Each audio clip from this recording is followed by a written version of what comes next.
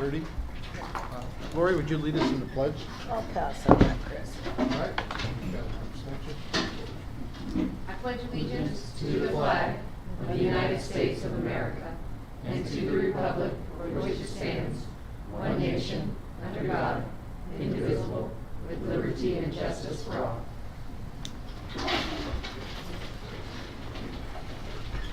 Okay, do we have a report out of closed session? We had 3 items to talk about, 2 extensions of a leave and a Willie Brown request that were granted. Okay, we'll move on to item 8, information. We have recognition of an Eagle Scout honoree. Yeah. I think I know which part of the room it's coming from. Come on up.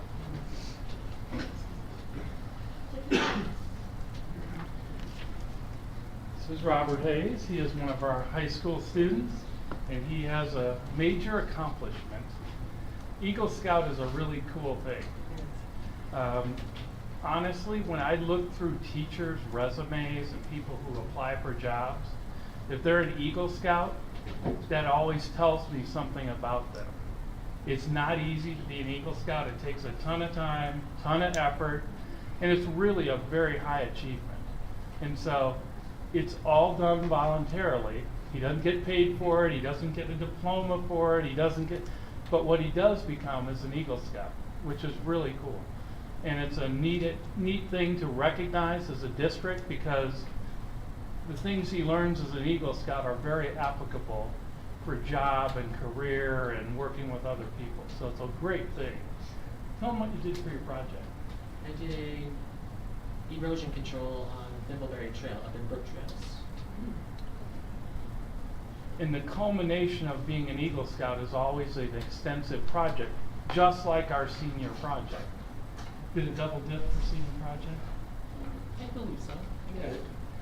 And so I just wanted, as a board, to recognize, because all we hear about is, they're Eagle Scouts or Scouts are using the building. What you don't get to see is the crowning achievement. I would guess that, what is it?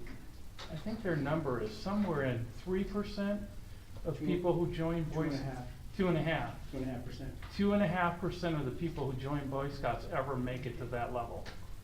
It is a huge achievement, and it's an honorary thing that when he has his office someday, he'll have his Eagle Scout badge up on top of it.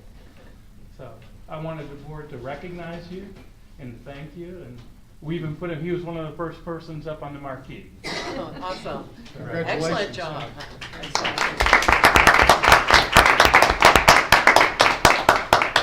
I do have a question after the photo opportunity. Sorry. Go ahead and have your picture taken.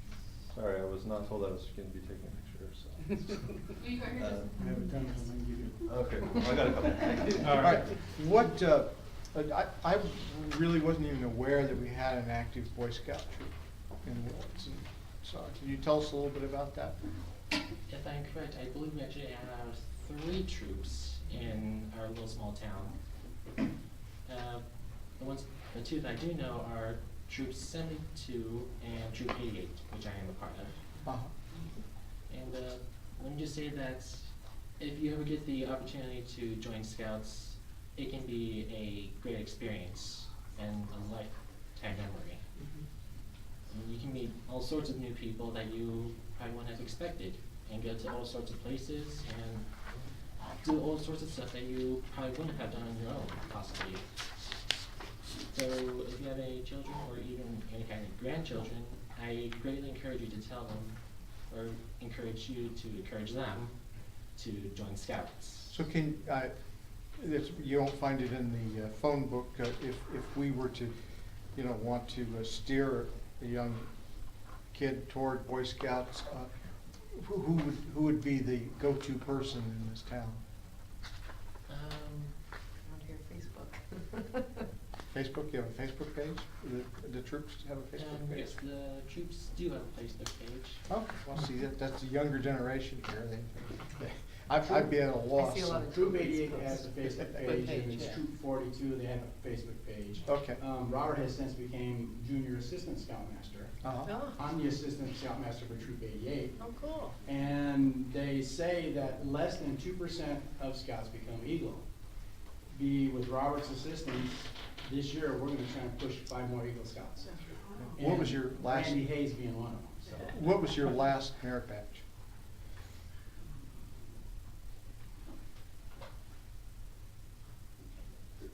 Great Basin, what'd you do? Can you repeat the question? What's the first merit badge? That would, I believe, have to be community services. Oh, Nice. and mine was nature. It really is a great honor. We're really pleased that, especially that you come tonight and let us recognize you for it. And congratulations. Get a few more Eagles than that. Very much. All right. Appreciate that. Congratulations. Come through the line, come through the line. Congratulations. Great job. Way to go. Good job. Great job. Good job. Sir. Good job, congratulations. Okay, the next item is P1 attendance report. I guess that's you, Mark. Yep. That's this graph here? Yes, it's the graph. Jennifer put that together, and it's our required attendance report that we put together. The good news is we're still +9. We're still on the plus side, so it's the first time in a while we've been plus. I hope that trend is going to continue, and my goal is to get us way more positive and plus than that. So, but it's a good trend that we not only got students but retained them, and it helps us. Okay, so I do appreciate the update on this because it is, but sometimes we just hear the encouraging information that you know, how many enrolled on the first day. You think that everything's wonderful. So it is sobering that it also is, you know, clearly stabilized. Sherwood school update. Do we have anybody That's here? me. Okay. I'm the principal at Sherwood, remember? Oh, all right. And I did that because Nancy really had a hard time going up there. Sure. She's got plenty of irons in the fire at Blosser. I go to every building every week, all the time, so I just said, I think it'd be easier for you if I was the principal. I actually said, I gotta fire you as the principal, and she said, oh, please, and hugged me and thanked me, because she has a hard time getting there. I love going up to Sherwood anyway, it's fun. Our goal is to make Sherwood K-8 next year. The bus, putting a third portable there is gonna probably make that happen. We're looking at the portable, getting it put up there. Just like most things in California, the irony is all of the things you have to do to put it there probably costs the same as what the building is gonna cost to put there. Things like seismic test and soil and all that stuff. Even though there has been a portable classroom sitting on the exact site, we're putting another one, because there were 3 buildings there before. We're putting one right in the exact site. We still have to go through all the DSA certifications and all those kind of things. But I've talked to every parent whose kids go to Sherwood. I've been at all their events, and if we have a K-8 situation there, they're going to stay there. We lose kids between Sherwood and middle school almost 3 or 4 to 1. We had 5 a year ago. We retained 1 of the 5 to middle school. We need to keep those kids in our system. And the bulk of the kids who go to Sherwood return back for high school. So a K-8 for us makes a good sense out there. We would have 3 teachers, a K-1-2, a 3-4-5, and a 6-7-8. And it truly, if you go out to Sherwood, when we talk about things like GATE and multi-grade level teaching, putting kids where they belong academically, not just where they're at chronologically, which is one of my huge philosophies, it happens every day out there. There's third graders taking fourth grade math every day. There's kindergartners who can read, who are with the first grade group. It happens every day. And so this will extend that.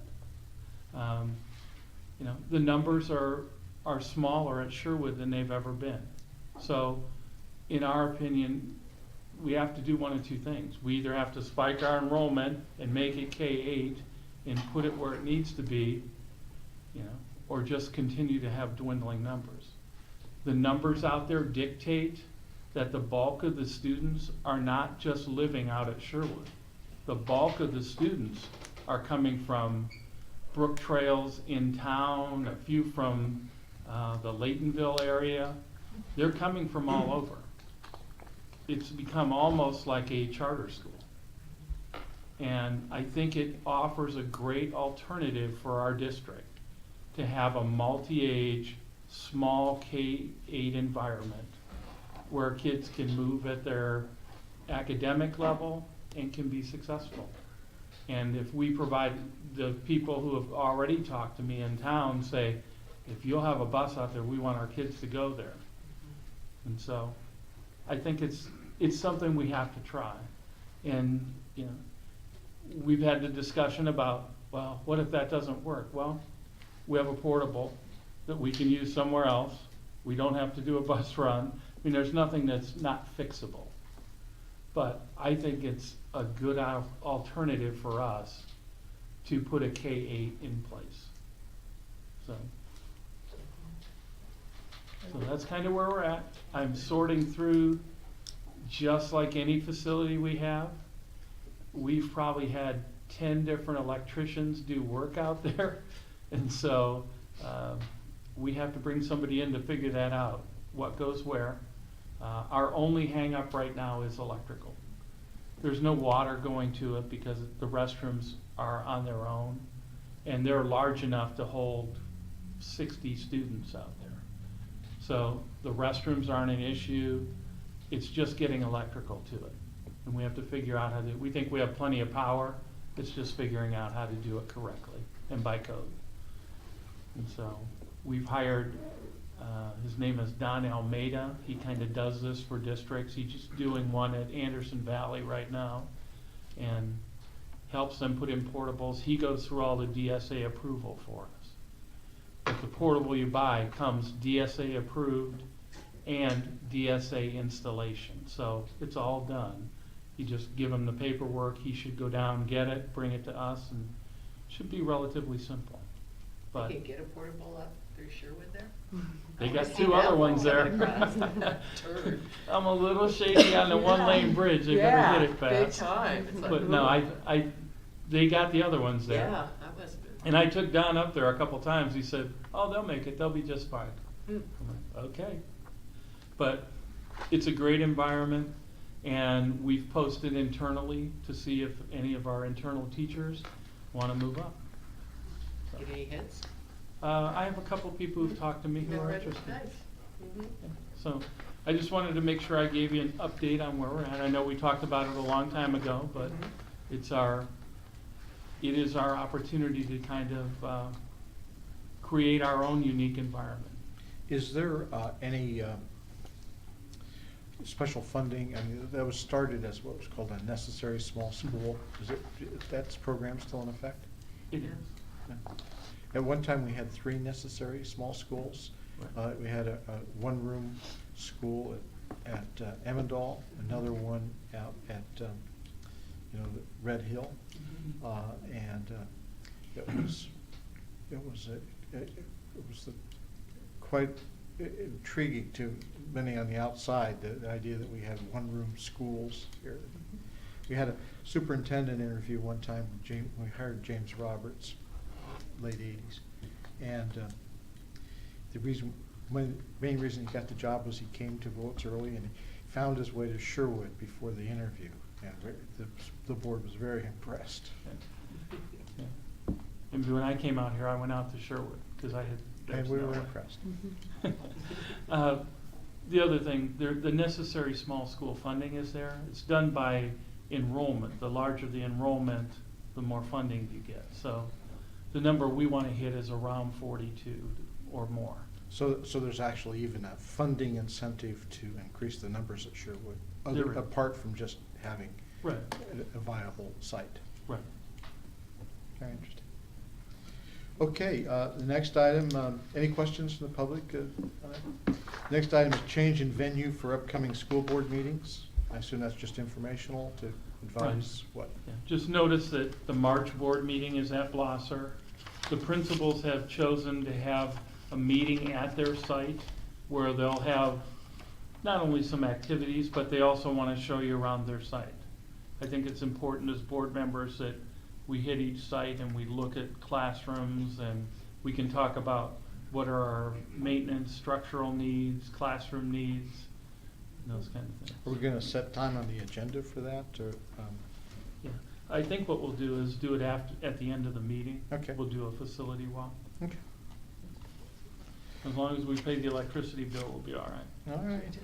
In your binders, I put, you got that? Appreciate that. Okay, with where they'll be. And for the Where, public, where's it's, that meeting gonna be at? which one? The one at Blosser? Where are we It's meeting? March, they will Not be, when, where? they Oh, will in, be uh, in the food center. In the food In the center. food center. Yep. Okay, the next item is WTA comments. John, welcome. How are you tonight? Oh, doing well. How are Good. you? Good to see a full house here. So, let's see, we started negotiations and we look forward to continuing them. And we'll see how it goes. Also, that there's been talk about changing our short day from the Tuesday afternoon to a morning, and to do the kind of collaboration faculty meeting time in the mornings. So I just think that as teachers, we have our work day. It doesn't really matter to teachers whether it's in the afternoon or the morning, because we can do it. But I think that before we get too far along on that process, we should really be talking to parents and seeing how parents feel about a late start one day a week for their kids, because that's what I hear is being proposed. So that's just, I think it's better to ask them before we get too far along on that planning process. So that's my report. Thanks. Thank you, John. CSTA. How's everyone tonight? Just fine. Good. I have a little handout for some folks. You guys wanna pass it around, you can. Just some information about, we figured I could mention something about the food services at the district, so we put together some information for everybody on that. It's actually kind of mind-boggling when I look at some of it. It's pretty stunning to me. I just Thank paid you my so much. negative balance. Thank goodness your name's not on there, huh? I paid while I was driving today, my negative balance. Yeah. Yeah, the food services, they're they're spread around the 4 sites. And when I got looking into this, they have the regulations and requirements. I didn't print the books out for you because I thought it'd be too much. They have the California retail codes, the food lunch program stuff, and there's only certain things they can put into the meals, and they have to use certain portions and certain amounts, and like sometimes at Brookside the amounts don't seem proportionate to the size of the belly on the little ones, but that's kind of interesting. They have all their monthly reports, their weeklies, the food temperatures, the hots, the colds, all the safeties, the inspections from all the departments that they have to go through. But then on the next page, I kind of condensed some of the stuff that, you have 6 sites that they serve, but they have 4 kitchens. So the Willits High School actually serves Sherwood, Sanhedrin, the preschool at Brookside, the CLC, and so they're making different meals throughout the day. There's 6 sittings during each day, between all of the school sites, so you can imagine every kid, you know, if you should go visit the cookhouses, they're kind of funny, actually, like, Brookside's got the little screamy memes running around and it's too loud, and then it kind of calms down at Blosser, and then the attitude changes at Beckwith Grove, and then it's a whole lot different at the high school. And doing this job, they have one clerk that takes care of all their paperwork and all the publishing stuff, and there's 11 cook staff. And when you boil that down, there's 4 8-hour personnel, 4 7-hour personnel, and 1 4-hour personnel, 2 3-hour folks, and then there's like a floater for 3 hours. And they're split up amongst the sites, which is kind of neat. And then you get 2 delivery drivers, because one takes food up to Sherwood, takes it up to Sanhedrin, delivers some of the food service stuff other places. But then when you get down to the numbers of staff and you start coming down to the number of meals, so they average 1,750 meals a day. That's between the 4 kitchens at the 4 big sites. And it comes out to 36,700 meals in a month. That kind of blows me away. You don't really think there's that many little tummies out there, but you add it all together. And the other papers that I included for you folks is, this comes from October of last year, so I included the papers from Christy. She was kind enough to give the stuff to me so you could see where the numbers come from in her own balance sheets and stuff like that. So I think the cook staff does a pretty good job keeping all the little bellies full and all that, so I just wanted everybody to know that. And we invite you again to maybe come by and see how they pull off their miracles with their limited personnel. They do a pretty good job. And other than that, I think things are going pretty good, and we hope things move forward for everybody. Thanks for your time. Thank you. Okay, we will move on to superintendent comments. Yeah, I just want to reiterate what Dan's saying about food service. They do a great job. If you look like at Bechtel, for example, they do breakfast, brunch, 2 different lunches, and an after-school meal. They're doing 5 meals a day there. And they provide snacks for kids before they go to kids club. I was at Blosser after school today, and they were all getting their snacks before they go over to kids club, provided by food service. They're a non-stop business. Now I'll preface that with, remember, we never make money on food service. Okay, the federal government's never going to give us enough money to even break even. It is a procedure we do, and we get all the reimbursement we can. Sometimes the ladies have to be like a chemist to put these meals together so they qualify. But they do a great job and provide a huge service for the kids. For a lot of our kids, sometimes it's the best meals they have all day long. And so they do a really good job, and the numbers are staggering. If you take 180 days times the number of meals they do, or just take that number of 37,000 times 36 weeks of school, huge number. I don't often stop by at lunches anymore, but I mean, I see a lot of the after-school snacks, and they're good snacks too. I mean, it's good quality food that they're eating. I mean, they get them to try things that they certainly don't eat at home, so that's, I'm always impressed. Well, a few more comments. I got a pretty good list today. I'll be quick. This is my first public opportunity to introduce Nikki to you. Nikki is our business manager, and she comes to us from Leggett, and she has lots of experience in Willits. So it was not a new adventure for her. It was kind of like a return back. And she's been in a lot of different seats in Willits and has had great training at Leggett, and we're really pleased to have her on board. And she's got a big learning curve, and she's got a new superintendent from Michigan, so I'm not exactly her go-to, which is a good thing, because the question she asked, yeah, that's a really good question. I wish I knew the answer to that too. And so, Welcome, Nikki. Yeah. Thank you. I'm very glad to be here. We're glad to have you.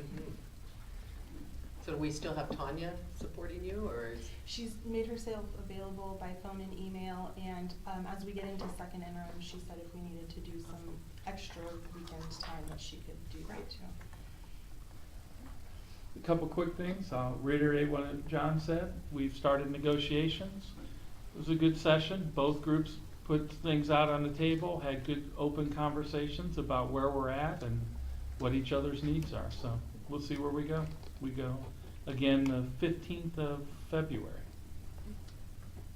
If you notice, the marquee at the high school's running. Yes. Thank you, Dan. Clock's right. We had to set the clock right. That was a big thing for Dan. The clock's off. You gotta fix the clock. Driving you nuts He's every not time you completely drive by. done. He's got a little shield he's gonna put over the top, but it is, it's very informational. I've had tons of people already say, oh, there's a game. I'm glad that marquee's up there, or, we had our Eagle Scout up there on it. And so it's a nice informational tool for us. Weather conditions, just letting folks know that it's going to get ugly tonight with a lot of wind, a lot of rain. So there's always a possibility of some problems with weather in the morning. High school and cameras. We are 2 cameras away, is that right, Dakota, from being done? We have 2 cameras to install yet in the high school, but the cameras on the high school are fully operational. We view the bulk of the campus, and it really does help. Mostly from the standpoint of it allows our dean, it allows our principal to view what's going on campus. It's a safety thing, and it's become a really useful tool. So Tech did a nice job of getting those up, and we have 2 hard to install places that we're going to hit here soon to get fully view of everything. So, Mark, yeah. I just want to add that we're also going to add 2 more cameras in the back parking lot to extend coverage back there. Yeah.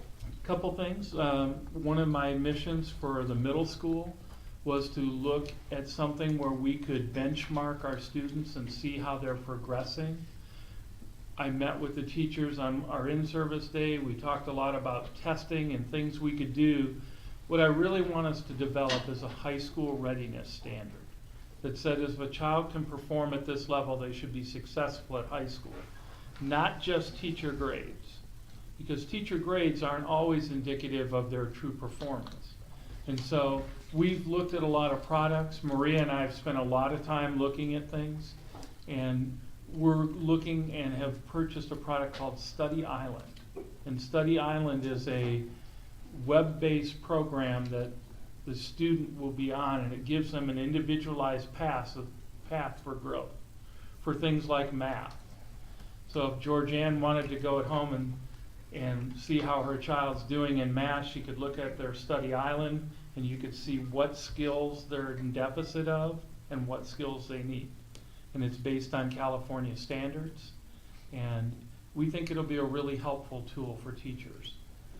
Without getting too educationally jargon, it's a formative assessment tool that should drive some instruction. So if the 5th grade or 6th grade teacher sees that all the kids are having trouble with one skill, it'll give them an indication that we need to reteach or go over that again.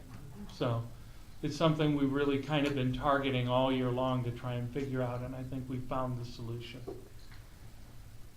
I've been spending time at the high school on the Tuesday afternoons with different departments, getting them ready for a schedule change and talking about course books and practices and moving students and getting through our program. There's a lot of detail things we need to get fixed up in the high school about how students move through our program.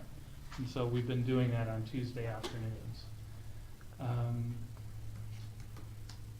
I've had 2 or 3 comments at least from parents who want to thank the board for the no charging admission at events, because it really does make a difference. We have a lot of people come to games, and we're not nickel-diming them to death, and it's really turned out to be a nice thing. Tennis courts, you don't have an agreement from the city yet on tennis courts tonight. We're still working on it. I've read the agreement, but there were some things that weren't correct. But we are still on track with the city to both go in and fix the asphalt there to prepare the tennis courts. So that is an ongoing project. It goes along with the renovation on Main Street that's gonna happen by Caltrans. Now that the bypass is completed, the last phase is to go through Main Street. And when they fix the front of the look up of the high school, I wanna make sure we've stepped up to the plate too and done what we need to. I understand we're gonna get sidewalks in front of the high school in that program. A curb and everything, Yeah, curb. I've looked at the blueprint and we were most concerned about drainage. And they've taken care of the two issues we had were some drainage things, and they've taken care of those. On 210, No One Eats Alone is a national initiative. So that would really be, if you're available anytime on the 10th of February, it's one of those days where it would be cool to stop into the cafeteria around lunchtime. You know, we're doing a project on the 24th, Nobody Eats Alone, but we're just gonna do ours on the 24th, but it's based on that national program that they're Right. doing, so 224 at Echo Grove. Okay, great. I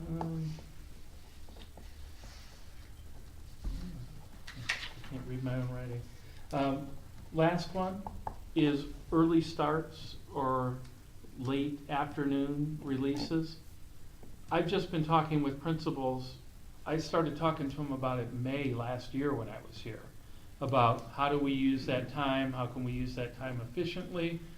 We've not made any decision, I've just had individual conversations, but one of my issues is that to do in-service, it's hard to get all the teachers together because everybody's ending at different times. The teachers at Brookside are available longer than the teachers at the high school are available because of the length of their days and transportation. It does make sense to me that if we had a late start Wednesday morning, for example, everybody's available at 8 o'clock. Everybody is. We could actually do a district in service at that point. Right now, it's very difficult to have any type of high school, middle school get together to do something. It's limited time and it's kind of cumbersome. But again, that's not a decision you just make in a vacuum. I'm having discussions about it. We don't have to do anything different, but I look at things from a very simple perspective. I'm trying to find the value of what's happened since we've started doing that. I don't think it's progressed us, so my thought is to look at something, what are alternatives? Data says for middle school, high school kids, it's way better to start a little bit later in the morning than what we start. But it's also a parental thing with, supervising of kids. Kids Club would have to be available in the morning too. But again, it's something I want to look at. I'll be talking to site council groups about it and parents about it. And John's right, for the teachers, it's kind of a, just tell me when it is. But for me, it's kind of, how can we make this productive? It's expensive time for us to release teachers, and it's time we're giving up from instructional time. And in our district, we should give up the minimal amount of instructional time. We need as much as we can get. Well, so this, we started, I think, when I was in high school, I don't, so it's been a while, but what have we truly gained from letting kids go early? I guess I wonder a little bit, is this truly useful time, us having the kids out early? I think it varies by building, and I think it varies by the personnel and what's planned. Because it has to be planned well. Because there's some timing issues. There also needs to be some real planning. I know, Professional development, right? right. And I know that our principals this year have been focusing on trying to use it well. Because I asked the question a year ago in May before I even was here. And they kind of went, well, I said, okay, that's got to change. This is expensive, valuable time that we need to really organize. The onus is on the administration to organize that time. We can't just say, well, we think they're gonna meet, or it'd be nice if they met. No, we have to be directive and focused and figure out what we're supposed to be doing. And And so- what is the current schedule for kids? Again, I haven't been in on Tuesdays very much. I usually go in on Thursdays, which is a normal day. But I know when I went to school, I liked Tuesdays because they didn't really teach you anything. Because everyone had a shortened period, no one bothered to get anything started. So Tuesday ended up being kind of a wasted day for you know, I'm not talking about the time off, just the time in school is not nearly as useful. Right. And you take a 50-minute class and then you whack 10 minutes out of it or whatever, it becomes pretty hard to do something significant instructional. That's different at the elementaries because they're not changing classes. It's probably most impactful instructionally 6-12. But again, I'm not opposed to the concept of late start or early release. I just want to make sure what we're doing. I always want to question what we're doing to get better. And generally when I question something, it means, oh, he must not like that, he's going to get rid of it. But the truth is, I question it because I want us to get better. And we only get better when we look at what we've been doing to see if it's the right thing to do. And so that's one of the things I have on the agenda for the administrators to talk about and come up with a solution. But it has to be a parent also driven solution because they have the impact of it. So. Okay, sorry about that, I had a bunch of them. All right, well, now we'll go on to board comments. Cynthia? I don't have any tonight. Alex? None here. George? I brought this up in passing a while back, but so lately I've been weighing backpacks that middle school kids are carrying. And they weigh between 12 and 18 pounds. And they should weigh no more than 10 to 15% of their body weight that they're carrying around. And these kids are also carrying a sports bag, because they don't have lockers for the sports stuff, plus instruments if they're in band. I see a lot of kids lugging around, and frankly, unfortunately, it's just not cool to have the rolling bags, or we'd be okay, but is lockers something that is reasonable? I know there are a lot of middle schools and other places that have them, or is it not? I think if that's just something I wouldn't mind if you look at. I mean, I don't know costs on it, or if it is even reasonable having them there. I mean, I realize we'd have to protect them and all of that, but It's one of there's those. lockers for, you know, PE. And some of the kids in 6th grade get a locker because they happen to have a combo PE class, but that doesn't include sports kids that are still having to bring all their sports gear too, or band kids. I'm still adjusting to the California lifestyle of the lockers are outside. I come from a world where the lockers are all inside and you're not getting rain and snow down, but yeah, that's something that certainly could be looked at. The placement of those would be important. Yeah, there's an old set somewhere right over here that needs to go bye-bye, but I think we need to look, if we can find the place, we certainly can find some opportunity to put it there. Yeah, they And are. hopefully backpack sizes are gonna go down as we all get the Google Chrome. Well, we hope so. We hope so. That's it. I don't have anything, Lori? No. Okay, so now we'll move on to our favorite part of the agenda, the action discussion item. And so do we have any public comments on the consent agenda? I want to bring your attention Oh. that, Oh. do you have that right there? Item, 9. yes, item 9 on the consent agenda, the revised board policy, it says E4412.9 is really 4112.9. I will be correcting that, but I just wanted to advise on it.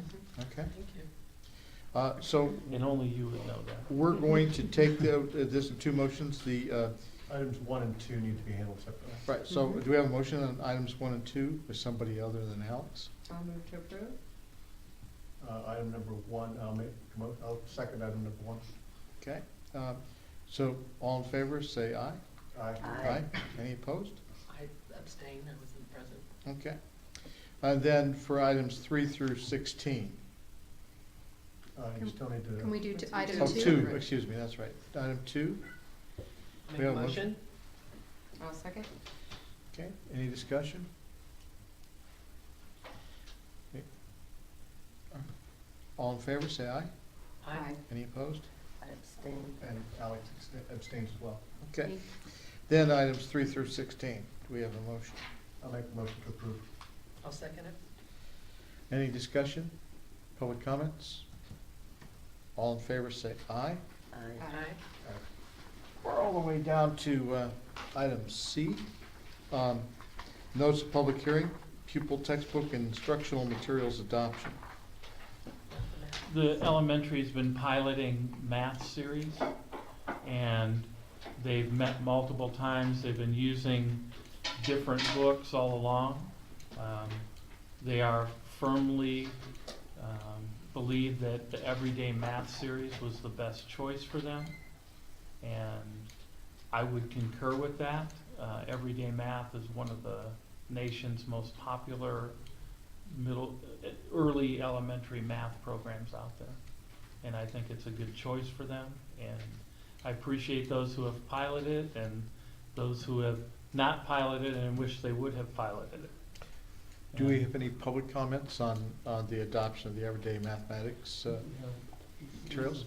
Yes. Well, I concur with Mr. Westerberg because at a previous district that I worked at, we used everyday math, and I found it to be an excellent program for students. It's put out by the University of Chicago, so it's very research-based, and it's just great. It's wonderful. It's very kid-friendly too, and it really goes to those underlying mathematical concepts, so it's not just computation. Okay. Could you identify yourself? I'm sorry, I'm Lisa May, a fourth grade teacher at Gloucester. Oh, glad to meet you.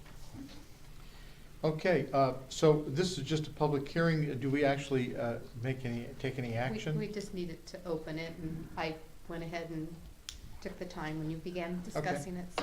So we'll close the public hearing, and any action required by us?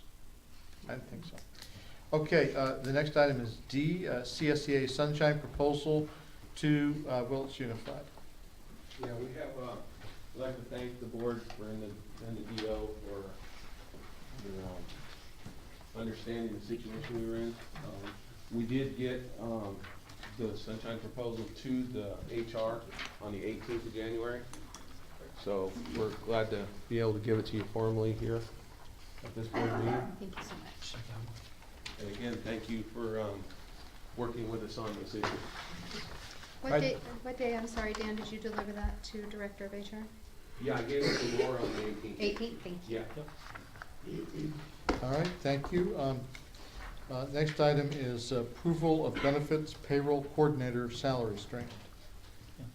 And that's on there. It's in regards to one position, and it is the position that's normally just been called payroll. That position has not been accurately placed for quite some time. She really performs all our benefit functions besides just payroll. She's not a union member. She is a confidential employee unit member, so she's not in a union. So the only way it comes to this table is if I bring it. And so I'm bringing it because, for several reasons. One, it's very justified to move into a different category based on my experience with what she does in her position. And I didn't want Nikki to bring it to the table as a new person because it's somebody who she works with every day closely. I didn't want her first action to be, hey, I have one of my people that I think are wrong. I've known for a while. I had this discussion back in September, and I wanted to wait for an appropriate time. Obviously, at that time, I didn't know we were going to have a change in business managers, but since we did, I feel it's appropriate to do it now instead of waiting to do it, because it's clearly not the role.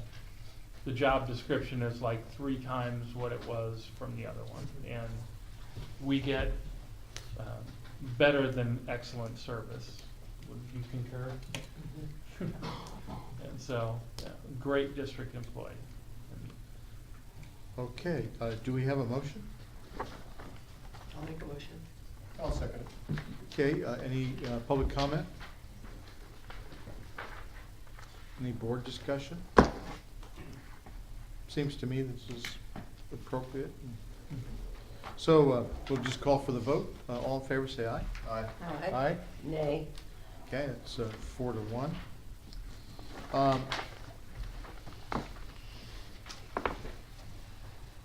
Next item is approval of facilities lease agreement with the city of Willits.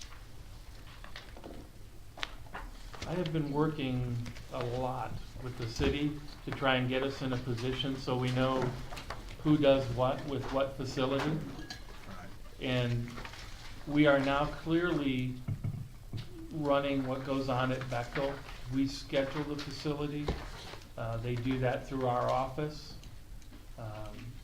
We do the maintenance work on the facility.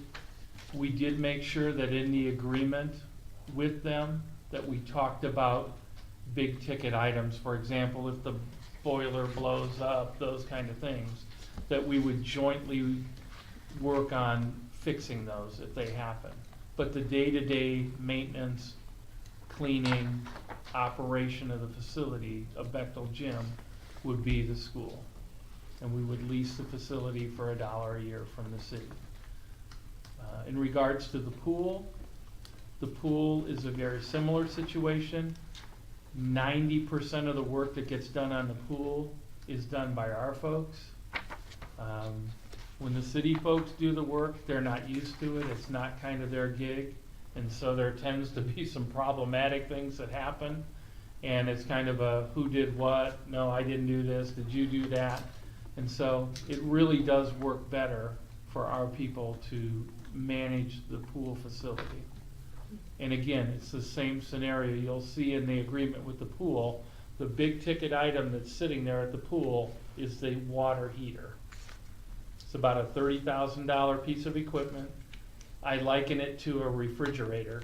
If you have a 1980 refrigerator at home, it's super inefficient, but it's not broken yet, so you keep using it. When it breaks, you're gonna go buy a super efficient refrigerator that'll pay for itself over time. That's exactly where we're at with the pool heater. And we know it's a big ticket item. It's in there talked about being a shared responsibility to fix. But for Dan, who does a lot of the work and stuff on the pool, and for Terry and those people, we need to know that it's our responsibility to take care of it, and we're gonna take care of it. Clearly, we're gonna work with the Otters. Clearly, we're gonna have the summer program come in. We're gonna do all those things that have always been done. But it needs to be under our onus so it stays up and running. Will those programs be under us then? No. The summer one? Okay. No. They'll still be through the city? No. I'm actually working with the city to try and, if you look at the city's books, because I went over and looked at them, and they wanted us to take the summer rec program really quite badly, because it loses about $20,000 a year. Yeah, I went, well, can't do that. So, but what we did talk about are some ways to resolve some of their expenditures. And so, one of the major issues is whenever we hire somebody or the city hires them, we have a large retirement cost that gets put into place that we can't not pay. We have to pay it. And so one of the major users of the pool in the summer is the kids club. And so I'm having a meeting coming up with kids club, the city, the school, the Otters. I'm trying to get all these folks together who use the pool to see if we can come up with a way to bring our costs down. We either have to bring costs down or you have to generate more revenue, which means you charge more, which is pretty much unpopular with everybody I've talked to. So to do something, we have to figure out how to maintain our costs. But we will not be interfering with any of the operation of that. It's just that I'm very comfortable if something needs to be fixed, which generally speaking in the pool has to do with chemicals, heaters, electrical, those kind of things. Our people know how to do that and know where it is and can be much more efficient. The tennis court, which you don't have in front of you, is exactly the opposite.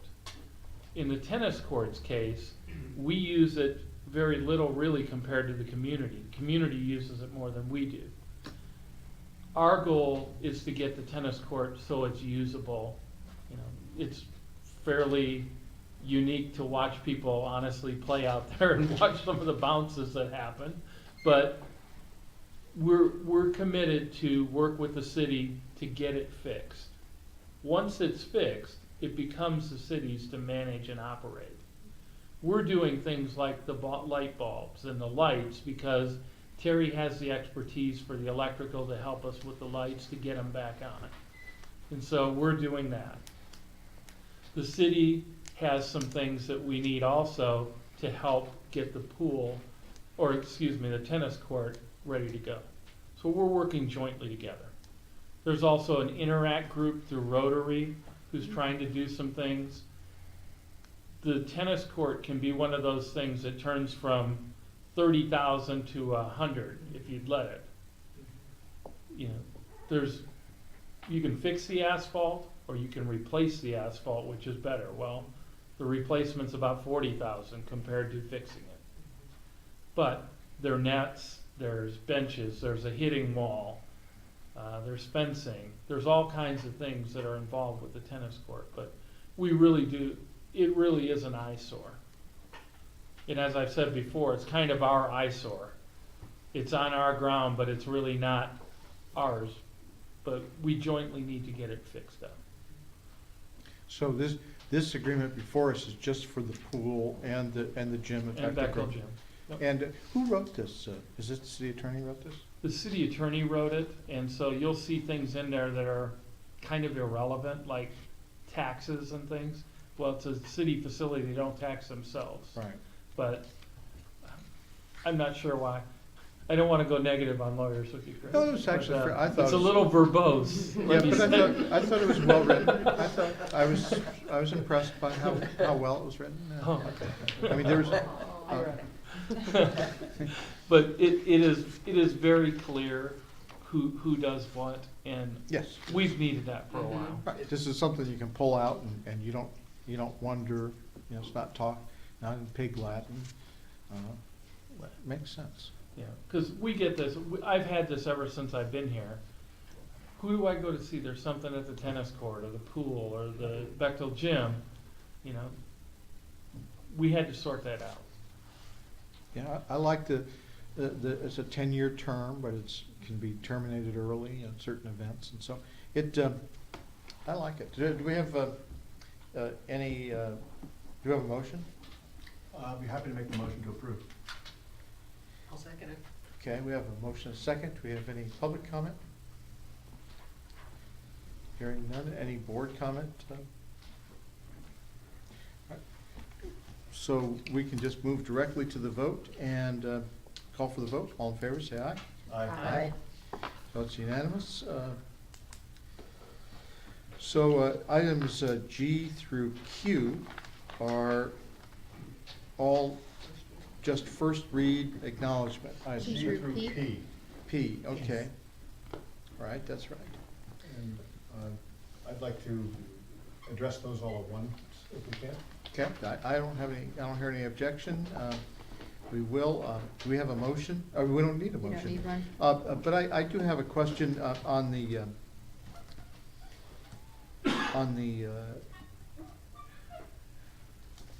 well, maybe, I take it back, it's on the safety plans. There was a provision in there that said that students couldn't wear clothing with certain statements on. And one of them was you couldn't have the number 13. I'm not quite sure what that means. Is that- Roman numeral 13. But the one that really bothered me was That's gang stuff. 707. My daughter wears stuff that says 707 on it. I thought she was loyal to her area code. Is there something that has some negative connotation? I'm afraid to hear Pop about it. related. It's marijuana. Yeah, pop related. Really? Uh-huh. Ah, You learned something there, huh? okay. Maybe your daughter doesn't mean that, but. Maybe, hopefully she's just loyal to her area code. Yeah. I was selling a phone on Craigslist and somebody asked, would I take $420 instead? No, I only want $60 for it.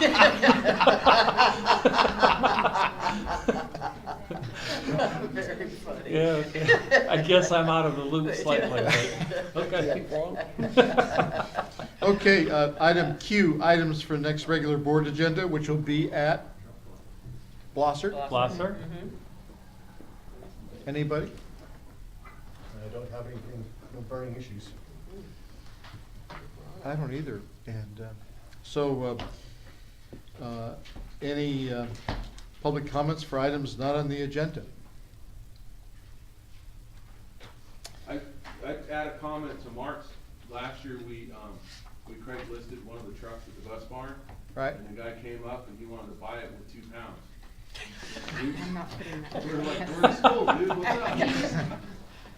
We didn't sell it. Probably be a good fundraiser. Maybe you got 4 out of it when you were done. Okay, I made a prediction we'd be done by 6:30, and we are. Do we have a first and second? Anybody want to? I'll make the motion. Thank you. Thank you. All in favor, say aye. Aye. See you later. Sorry about my extended comments, it almost Where's my took you. book, Trina, thanks. Thank you. Almost took you Georgiana, I back. just need to get your signature twice, All right. please.